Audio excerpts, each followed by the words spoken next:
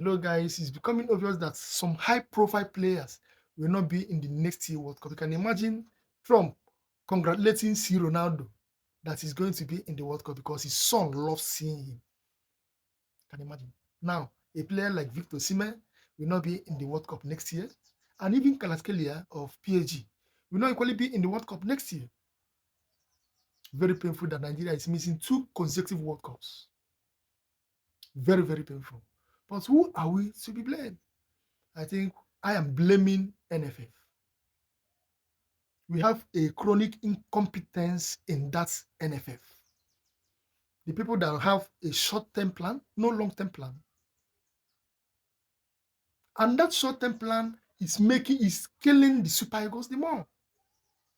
You don't motivate the players and many others. Corruption. When you have a long-term plan, you have your academy, you have under 17, under 21, under 23. When last do we have under 21 player in the Super Eagles? I'm not even talking of under 17. See Yamal. Because it's all those young upcoming players that will keep their toes to the senior established player to work harder. Because all those younger players want to fight to get to that level. So on that process, they'll be fighting with all their best. See Frederick. Just 2022 was nobody in Nigeria. But immediately they invited him to the Super Eagles, boom, he was fighting with all his blood. If not him, you put old player there, the person will be playing after all. How much are you paying me? You want me to get injured and all that. So all those things matters.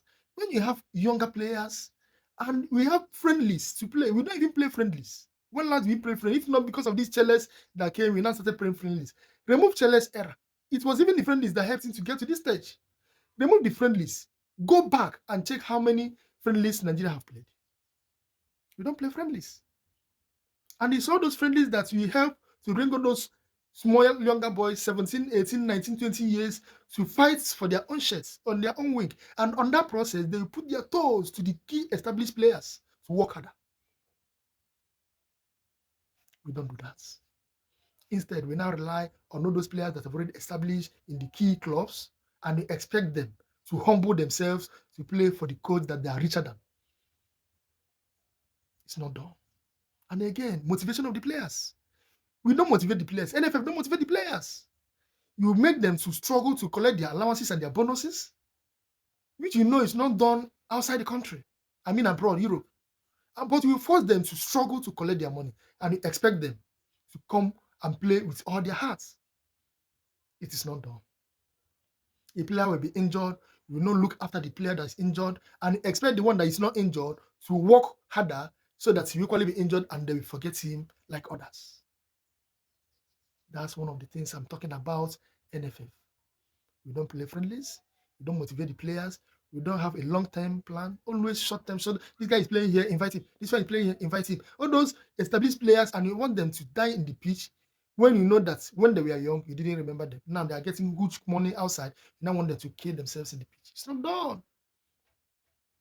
So if we fail to do all this needful, I'm telling you that even the Cup of Nations that is coming in January, Nigeria will still fail. Sorry to say, Nigeria is my country. I love Nigeria. It pained me. Check my status. Immediately after Nigeria lost that match, it pained me that I could not even make any content again. I was so pained. Nigeria is my country, but the way I'm seeing things coming, even this Cup of Nations that is coming, we still fail again. We go to all these big clubs. We see a player where established the younger ones. See Rabaj. We're already talking Rabaj. The person that is playing that Rabaj wing is working harder so that Rabaj will not bench him. Do we have any player of 17, 18, 19 years that we can say he might bench Osimhen? If not that Osimhen is already out to work for himself. You see all those defenders play reluctantly.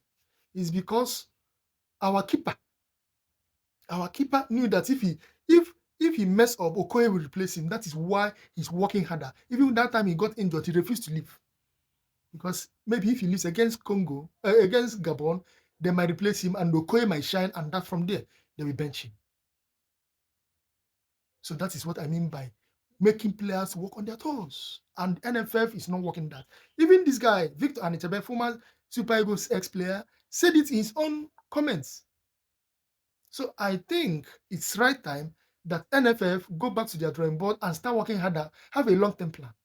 Because all this, whenever the match is around, you start gathering players, start making media that you invited this player, this one is coming, we have paid them on their bonus and allowances, which you know sometimes you have not even paid them and expect them to play with their heart. It's not going to work. If you want to make it work, make a long-time plan.